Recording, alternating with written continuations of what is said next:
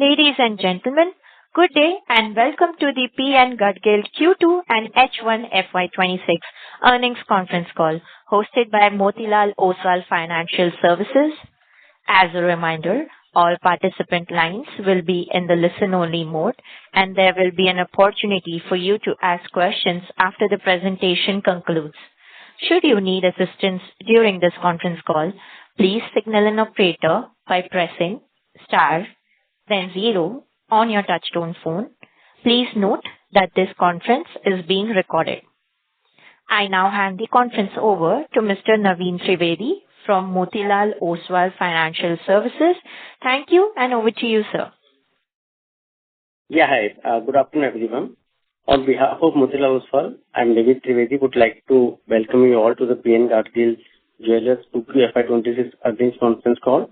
From the management today, we have represented by Mr. Saurabh Gadgil, Chairman and Managing Director, Mr. Firodia, Full-Time Director and CFO.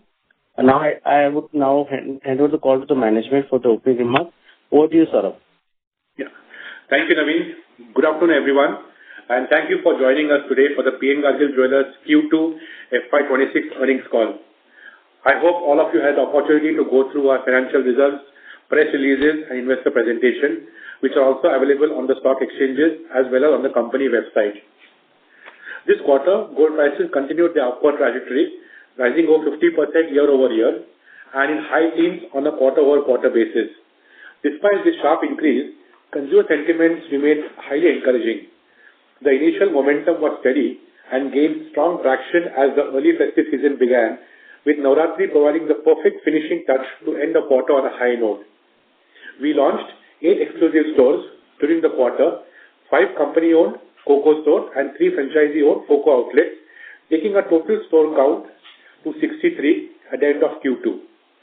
This quarter also marks a significant milestone in our expansion journey, as in line with our communication last quarter, we successfully entered new markets beyond the western region, opening stores in Indore, Madhya Pradesh, and Lucknow and Kanpur in Uttar Pradesh. Our teams carry out extensive research in selecting these locations, and we strongly believe that these new outer Maharashtra markets will play a pivotal role in the growth playbook going forward. For H1 of FY26, our consolidated revenues from operations stood at 3,892 crores. Gross profit came in at 484 crores, up almost 77% year over year, reflecting an improved product mix. EBITDA was 266 crores, registering a growth of 101.3% year over year, while net profit rose to 148.7 crores, higher by 101.6% year over year. The net profit margin expanded to 3.8% compared to 1.9% in H1 FY25. The company delivered an exceptional performance in this quarter, driven by healthy growth across all categories, retail, e-commerce, and franchisee segments. Early festive demand, particularly during Navratri, resulted in record-breaking sales of 428 crores, an exceptional 16% rise year over year.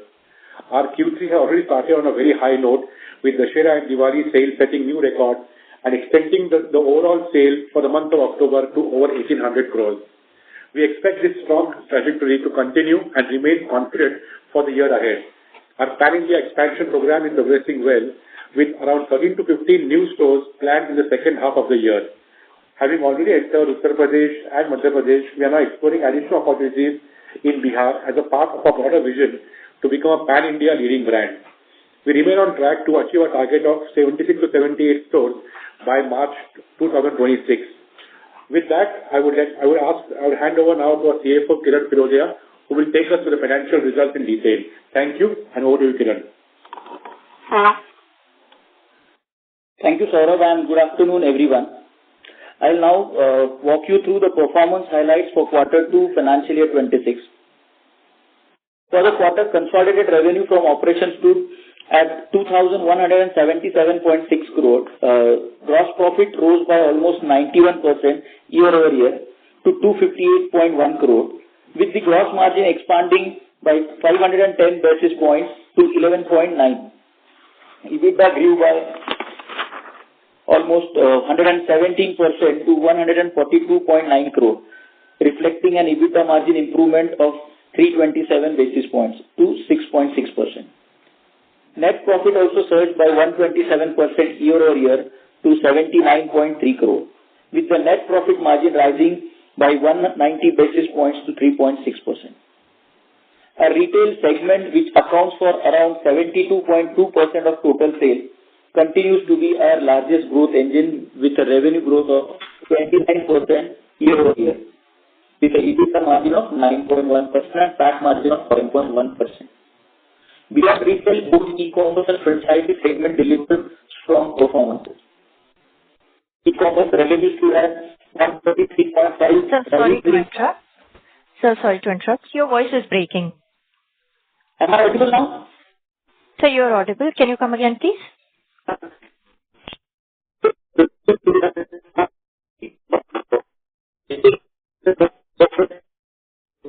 Sir, please hold on. Let me reconnect you to the line. Ladies and gentlemen, please continue to hold on. We are reconnecting to the management line. The line for management has been reconnected. Please go ahead, sir. Yeah, apologies for technical error, but now I'm hopeful that you people are able to hear us clearly. Yes, sir. E-commerce revenue stood at 143.5 crore, registering 113% year-over-year growth, while franchisee revenue rose to 340.8 crore, reflecting 105% increase year-over-year. On the customer front, engagement continues to strengthen. Our transaction volume were up by 18% with an average transaction value of rupees almost 1 lakh. Footfall grew by 20%, supported by a conversion rate of 93%, demonstrating a sustained consumer interest even with the rise in the gold prices. Festive sales played a major role in driving growth, highlighted by record sales of 428.1 crore on Navratri, marking a 66% increase over last year, underscoring strong festive momentum. We also saw a significant increase in the studded jewelry mix, taking the stud ratio to 9%, reflecting a clear shift in the consumer preference toward more design-led aspirational products. At store level for H1 26, our per store revenue stood at 61.8 crore and net profit at 2.4 crore per store. During the quarter, we further strengthened our retail presence in Maharashtra with the launch of our flagship store in Dadar, Mumbai, a key milestone that strengthened our brand visibility in one of India's most prominent jewelry market. Our flagship event, Mangalsutra Mahotsav and Panjan Mahotsav, received a record customer participation and contributed meaningfully to the top line growth. Looking ahead, we are optimistic about sustaining this growth momentum while the upcoming wedding season expected to drive strong consumer demand. CRISIL has reaffirmed our long-term rating at CRISIL A positive and our short-term rating at CRISIL A1, underscoring our strong financial discipline and prudent capital management. In summary, Q2 financial year 26 marks another quarter of robust and broad-based performance with strong early festive momentum, healthy margins, and expanding geographic reach, reaffirming our position as one of India's most trusted jewelry brands. That concludes the financial highlights for the quarter. We can now open the floor for questions. Thank you. Thank you, sir. We will now begin the question and answer session. Anyone who wishes to ask a question may press star and 1 on their touchtone telephone. If you wish to remove yourself from the question queue, you may press star and 2. Participants are requested to use handsets while asking a question. Ladies and gentlemen, we will wait for a moment while the question queue assembles.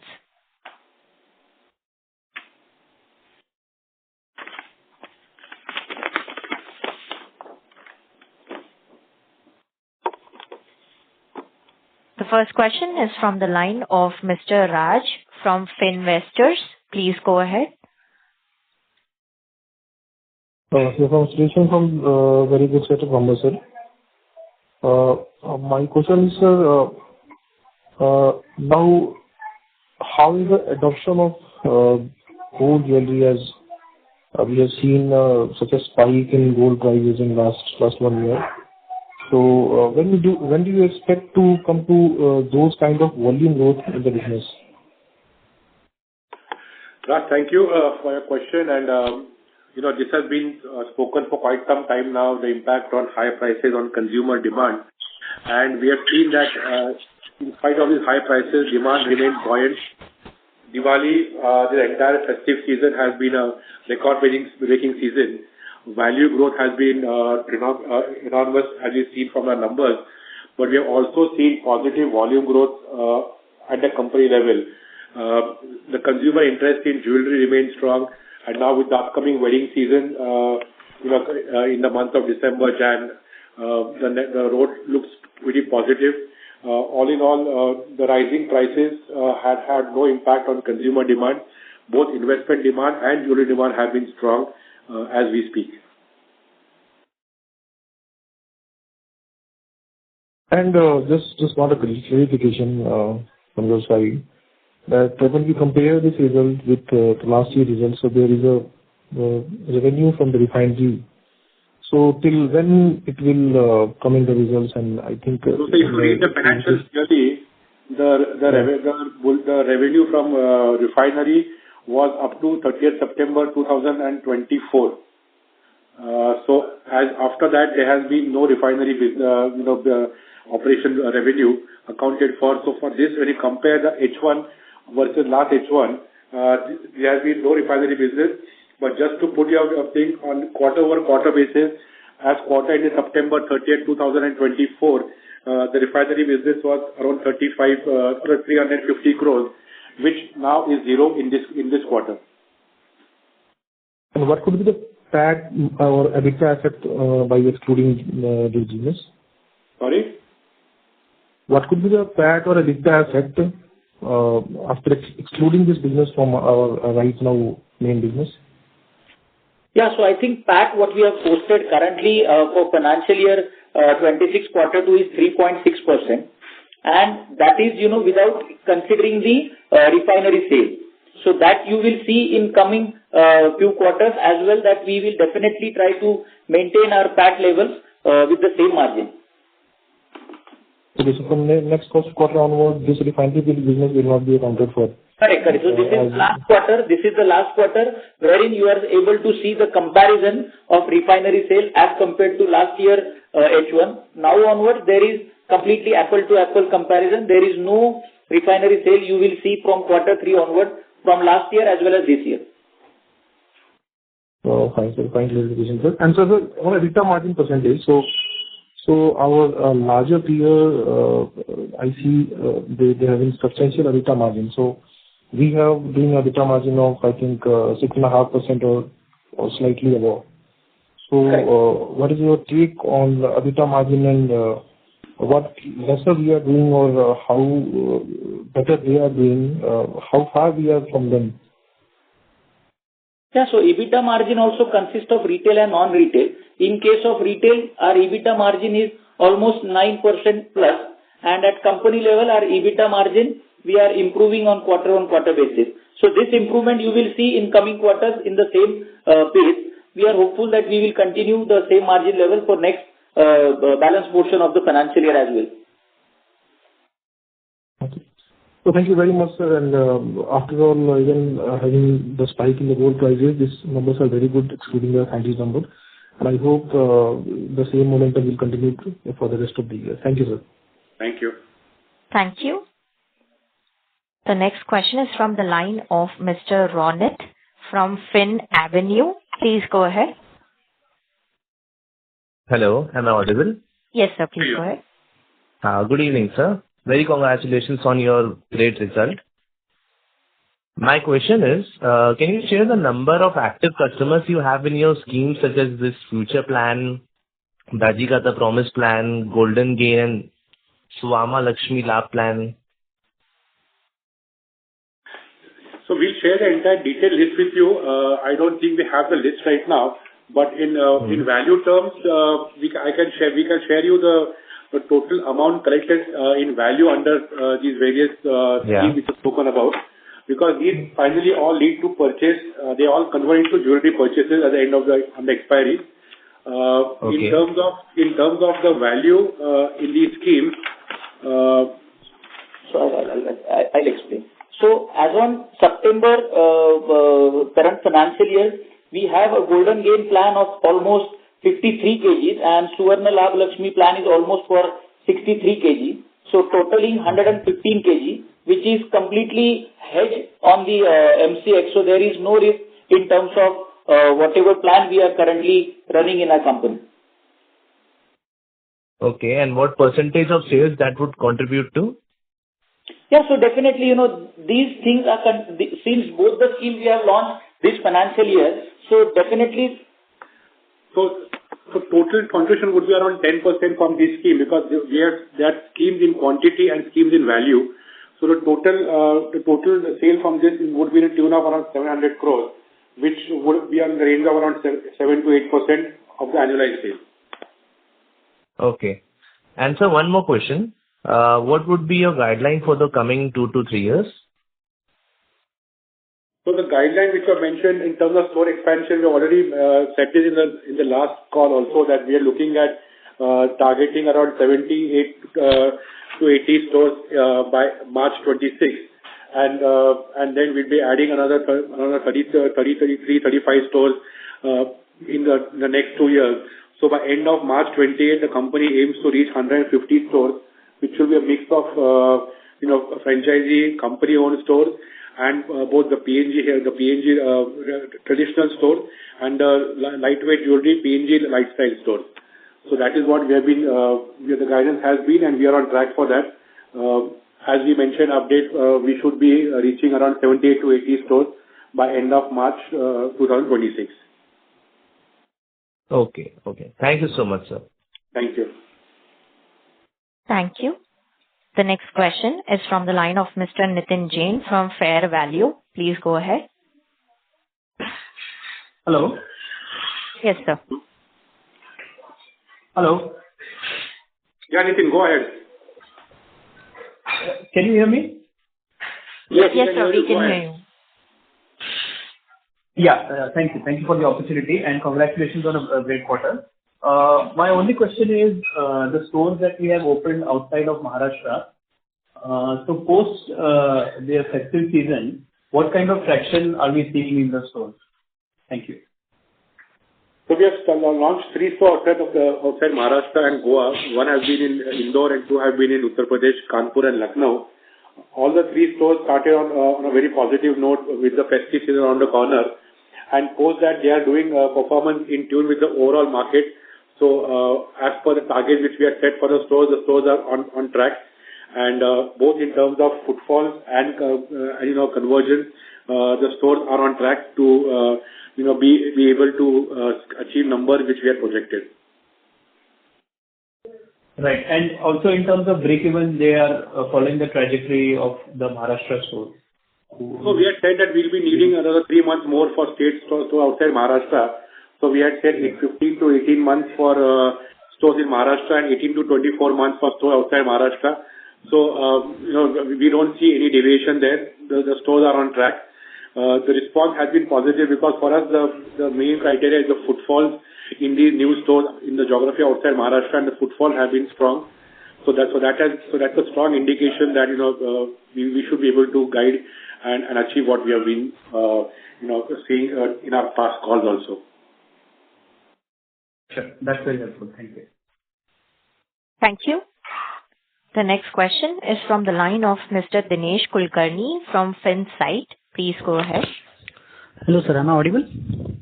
Yes, sir. Please go ahead. Okay. Thank you very much. And really great set of numbers. Sir, my question is, okay, I know we are adding quite a few stores in Maharashtra and around nearby states. But do you think have we captured the whole of Maharashtra yet, or like what's the plan for the next 3-4 years? Okay, like are we fully penetrated in Maharashtra and then it's good to go for states outside this region. Like how good we are in Maharashtra itself, sir? If you could explain something on that. Yeah, thank you. So see, we have always mentioned that Maharashtra is a fast growing state and newer pockets are always coming up. So in spite of our expansion outside Maharashtra, we always have an eye on Maharashtra. That being said, even in our existing for next 2 years growth, we have always targeted 10-15% of the stores to be in Maharashtra.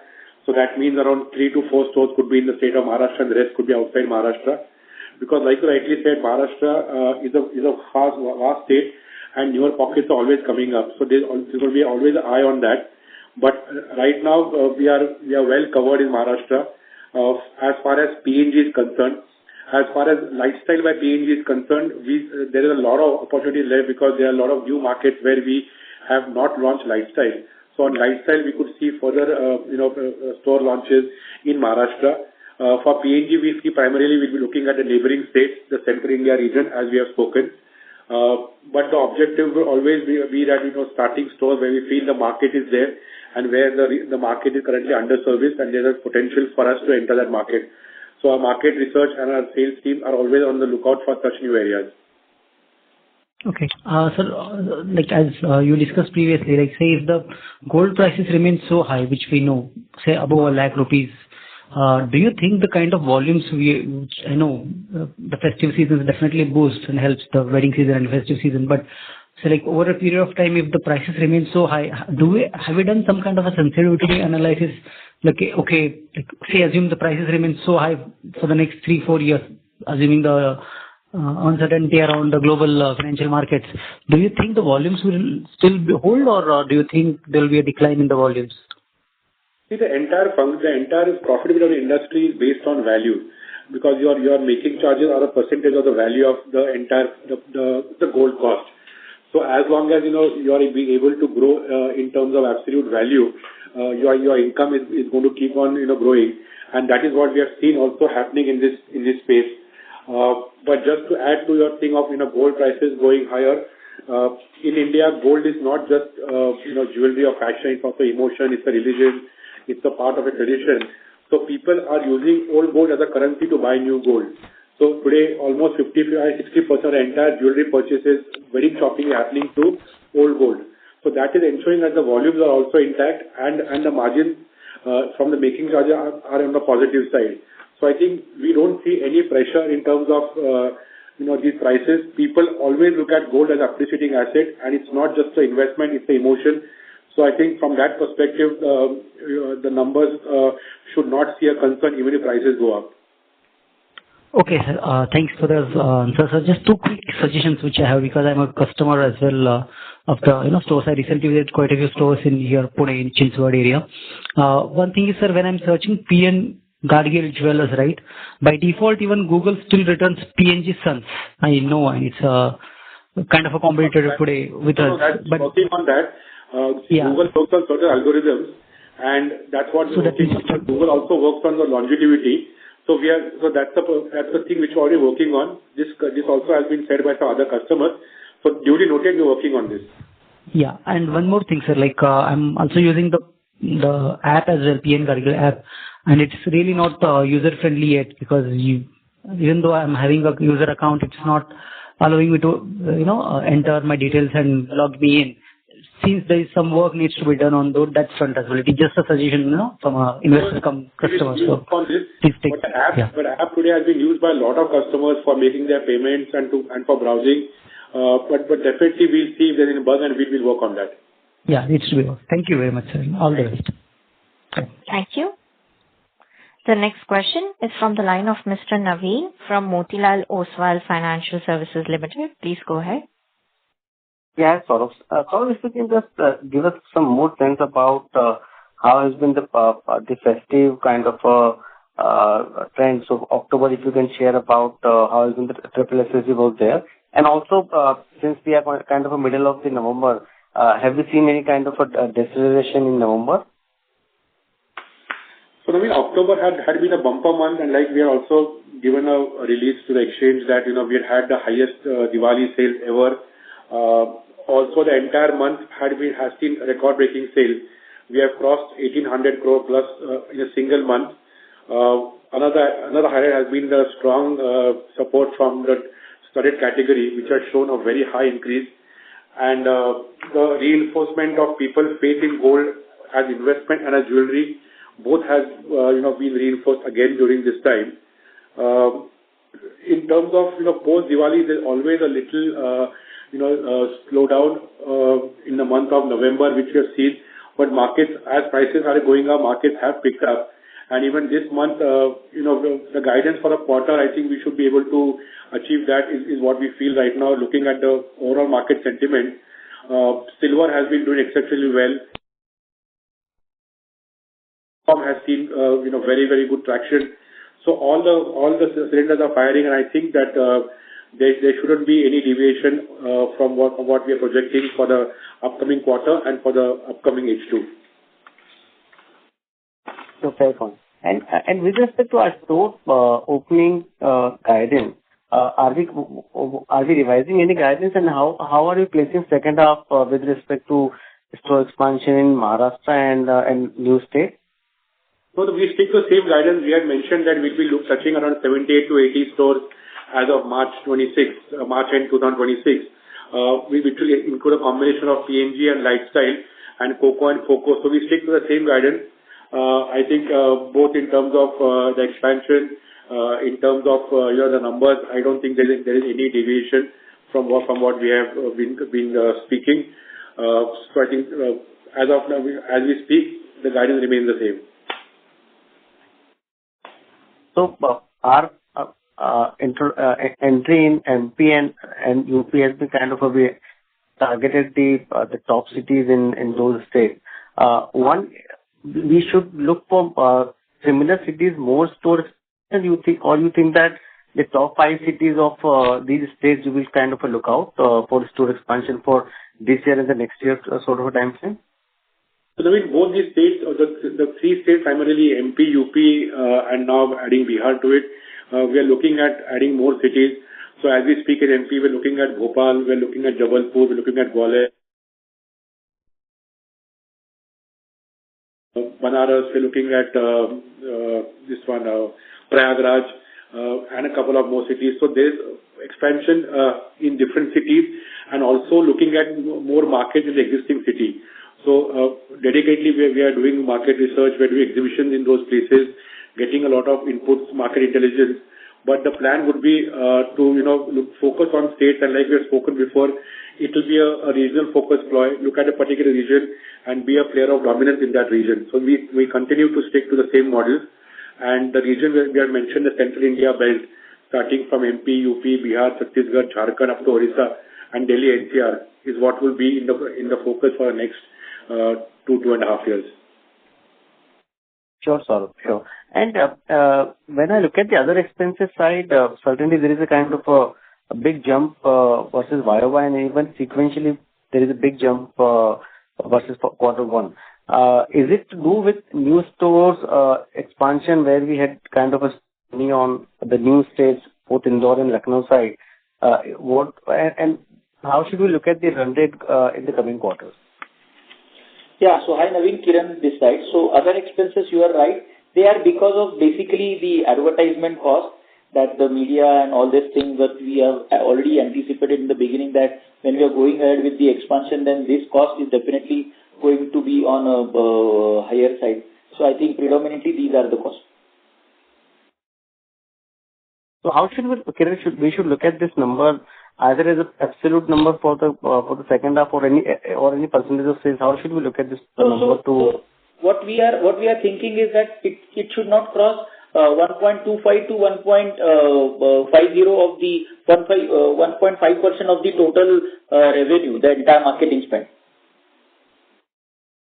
Okay, so that you're saying only for the marketing. I'm talking about the total other expenses, which this quarter is close to 5.1% of revenue. And if I look at the first half also, it's close to 4.95% sort of a number. So should we assume that this number will run as a percentage will maintain for the year, or do you think that a lot of expenses were on front end and maybe the second half we may not see such kind of high expenses side? No, Naveen, the thing is, whatever expenses we have booked for particular September up to September, there may be slightly incremental expenses because, this H1 we have opened almost 11 stores, and we have a plan to open remaining 14 stores or probably additional 16 stores by H2. So you will see slightly incremental in the marketing spend. But Naveen, overall, like Kiran mentioned, the 1.2% of the total top line is what the marketing will be capped at. So there will not be any huge incremental hike in marketing also for the entire year. Sure, sure. And my next question is on the gross margin side. So quarter one, we were close to 13% margin, and we are guiding that maybe this is a number which is kind of sustainable for coming quarters also. From that lens point of view, it is like 12% margin this quarter. Even on a YOY basis, it is on a higher side.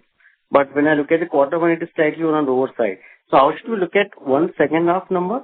And maybe on a medium term, how to look at this gross margin trend?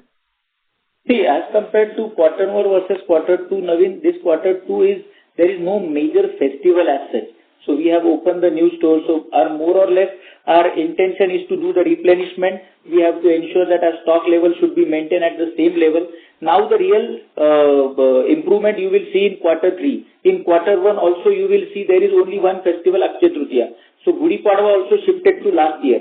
So, we are expecting that quarter three you will see as compared to quarter two, high margin improvement in the gross margin.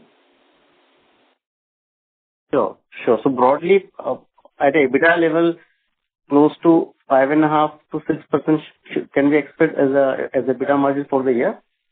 Yeah, of course. At a company level, definitely. Sure. And anything on other income side, like with this quarter, we have seen big jump in the other income side? Yeah, so other income, as I told you, it is basically our fixed deposit, which we have, done for the GML proper. So that FD interest that has been, captured.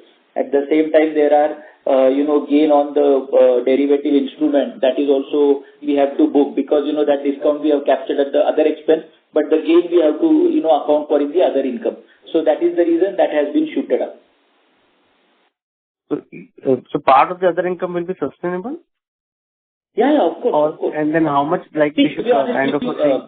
Naveen, the thing is, my total fixed deposit with the bank is roughly 750 crores. So on that, I am, having my fixed deposit at 7.5%. So that you will see on a continuous basis. Only thing is, we have to account for as and when on a quarter-on-quarter basis. Okay, so broadly, I think around 50 crore other income will be there from fixed deposit side. Is that understanding right? Correct. For the whole year. Yeah. For the whole year. Yeah. There can be lumpy on a quarterly basis, but at an annual level can be 55 crore sort of a number. That's right. Sure, that's all from my line. I will be in the queue again. Thank you. The next question is from the line of Mr. Aditya Agarwal from Fin Avenue. Please go ahead. Good afternoon, sir. Am I audible? Yeah, good afternoon. Sir, Go ahead. Sir, I just wanted to know our guidance towards stud ratio. Like as of now, we are having a stud ratio near to 9 or 10%, whereas leading players such as Titan and Kalyan are having a stud margin ratio of near around 20 to 25%. So do we have any plans to increase stud ratio from here on in next 2 to 3 years? And if yes, can you please guide on the same? Yeah, definitely stud ratio has been an increase, as we have spoken before also, that we started with 5 years ago with almost a zero stud ratio, which today is around 10% on a grown volume. The company aims to reach 12-13% in the next 2 years, and that has always been the focus. We have recently also launched Polki and Kundan jewelry, which is another addition to the stud category. Colorstone jewelry also is doing well. So we are confident that the stud ratio is will keep on growing. And if you have seen even the financials, the margin increase has primarily come from the higher sales of diamond and studded jewelry. So that's the endeavor which we continue to focus on. Yes, sir. And sir, like our inventory, can we guide on the hedging policy of our company on the inventory side? Yeah, so we are doing 100% effective hedging on month-on-month basis. So that's the same thing we are keeping continue for last almost 9 months after the IPO. And sir, so whenever gold is sold from our stores, so hedging losses we book in that current quarter only in the P&L statement? Yes. Okay, sir. Thank you so much. Thank you. The next question is from the line of Mr. Rajiv from Novama. Please go ahead. Mr. Rajiv, are you on the line? Yeah. Good afternoon, sir. Thanks for the opportunity.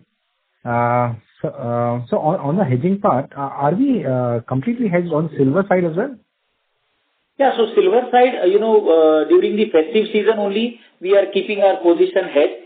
Otherwise, we are using the replenishment model for silver. Okay. And I mean, you made a comment that in other income there is a gain on FX. Ideally, there should be a loss because of the hedging part, right? No. The thing is, we have launched the scheme in the month of September that you can book the metal by paying 50%, and at the time of festive day, you can buy the product at the lower price or the market price, whichever is lower. So exclusively for that purpose, we have taken the forward cover. Okay. Got it. So only for that purpose we are having the gain, because ultimately whenever you are launching any scheme, you have received the advance and that is fixed order. So I have to hedge it. Sure. And if you can call out what is the SSG on a YOY basis, and so request if you can publish that number also in the presentation. Yeah. So year over year, if you see then the SSG in terms of volume is more or less say quarter over quarter there is 29% growth in the SSG. Why I am saying year over year there is no improvement in the volume, but yes, value wise there is slightly growth. The main reason for that is the number of stores. For H1 we have 39 stores last year, and this year H1 we have almost 63 stores. So 24 new stores have been added to the kitty. So now, as we mentioned in the IPO, that we require minimum 15 to 18 months if the store is in Maharashtra to reach to break even, and then slowly this store will definitely improve in the adding to the bottom line. So you will see eventually in the coming quarter the improvement in the SSG for the store which we open after IPO. The question was the stores which you had at the end of Q2 FY25, which is let's say 28 COCO stores. How did they do on a YOY basis? And let's say removing the addition which you had over the last 12 months. So as I told you that as we publish the data quarter over quarter, there is a growth of 29% in terms of value. Okay. And yeah, got that. And also on the working capital side, the payable number, which in every quarter basically swells up. How do we think about that in the subsequent months? Hello, you are not audible, Rajiv. Can you repeat the question, please? Yeah, so I'm talking on the working capital side. So the payable number is it? I think it's close to it's again elevated in this quarter, right? Which we usually in the March and again drops. So how should we think about that? Because your working capital requirement from the payables, I mean, would have been higher if not for the payable gains which you had during the first half. Yeah, so your question is very valid, Rajiv. The thing is, since we are closing on 30th September and we have to gear up for since Dasara is on 2nd of October and plus the festival season also in the month of October. So yes, there is slightly improvement in the payables on 30th September, but because after the festival, whatever the credit days we have already cleared entire payment cycle. Okay, just one clarification. So I remember at the time of the IPO, typical store required, I think 52 crores in terms of investment. Considering that the gold price has seen the kind of rise, what is the, let's say, capital employed per store you're looking for now for incremental, let's say, 3,000 square feet store? Yeah, so now last year when we have done the presentation, that time we have anticipated that 33 to 34 crore of the investment with the store size of 3,500 to 4,000 square feet. Now that because of the incremental in the gold prices, that minimum investment is around 45 crore and the capex is roughly 2 crore. So around in between 47 to 50 crore is the amount that need to be infused for opening of new store. Got it. That's all from my side. Thanks a lot for all this. Thank you.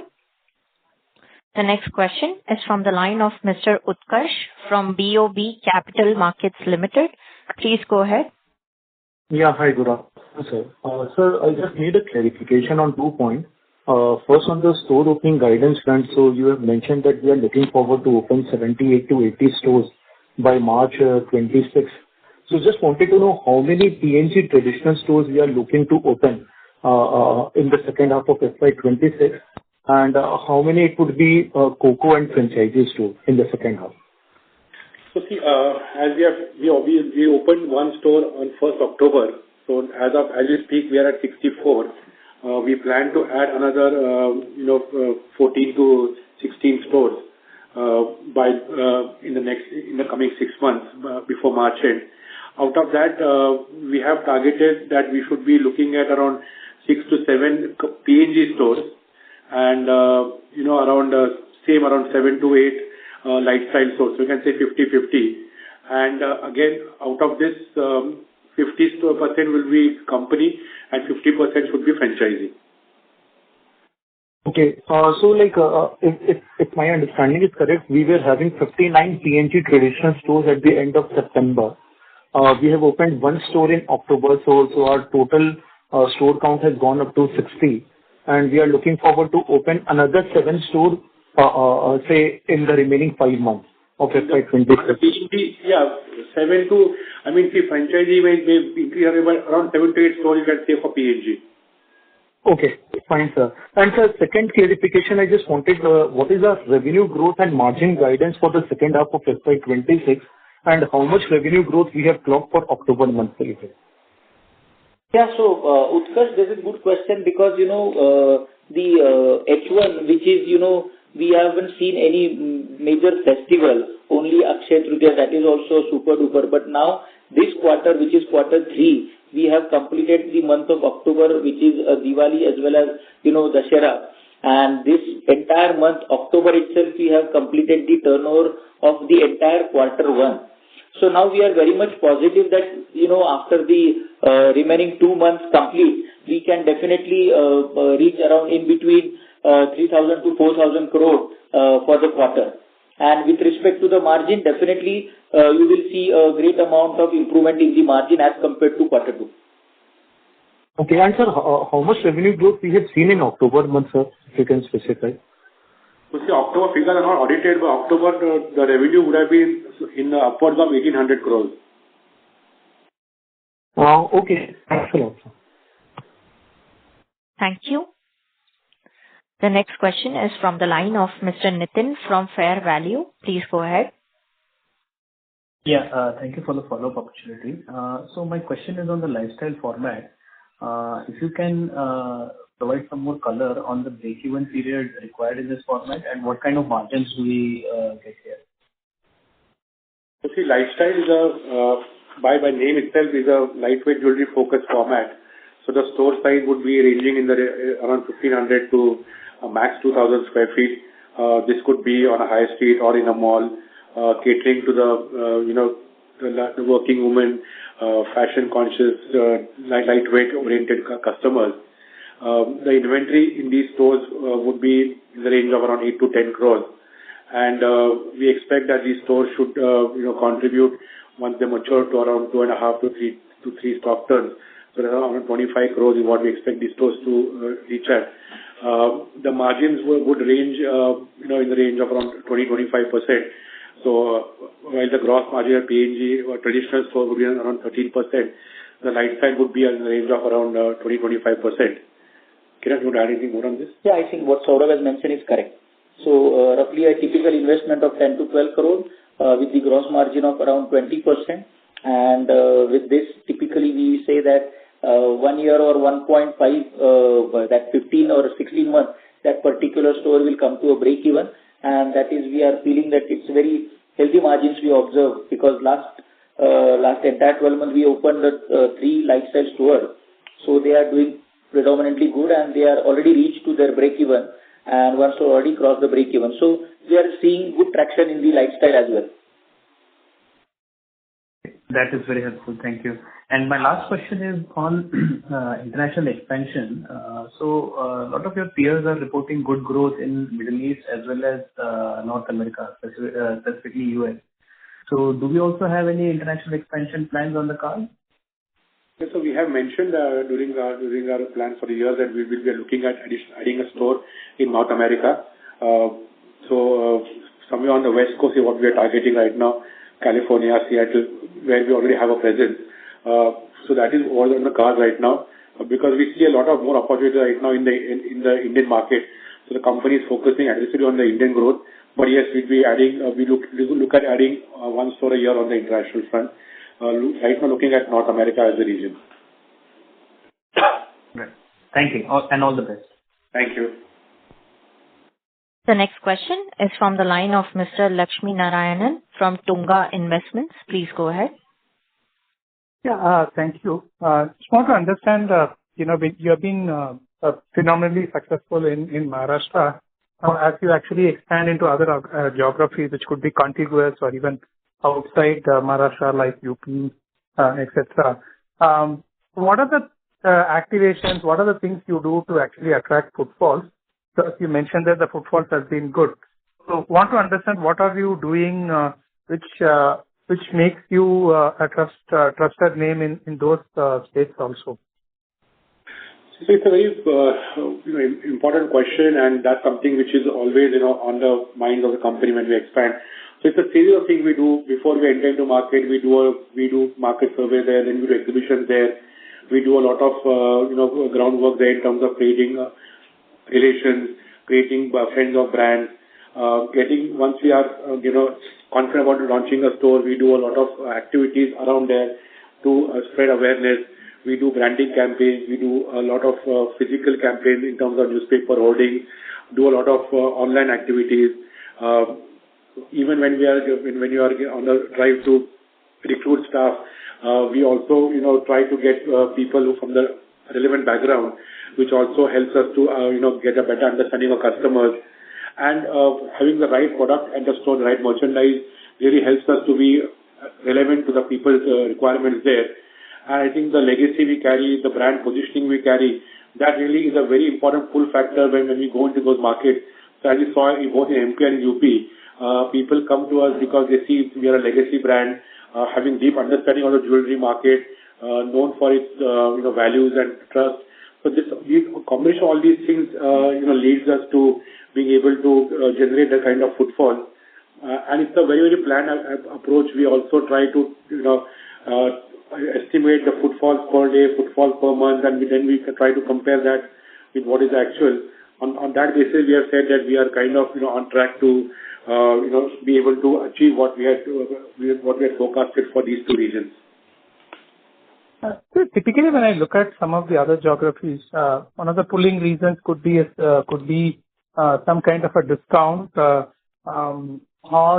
some kind of reduced making charges, etc. Now, is that something which you actually look at it in those markets where you are? Of course, there are other large, maybe national chains, also regional chains are around. Do you actually reduce your making charges in those regions? Is that a way you actually look at it? See, making charges are never a factor which converts purchases. A customer may get 5 rupees off, but he has to still pay 95 rupees. So, the brand, the design, and the service are the key elements, and that is what we believe in.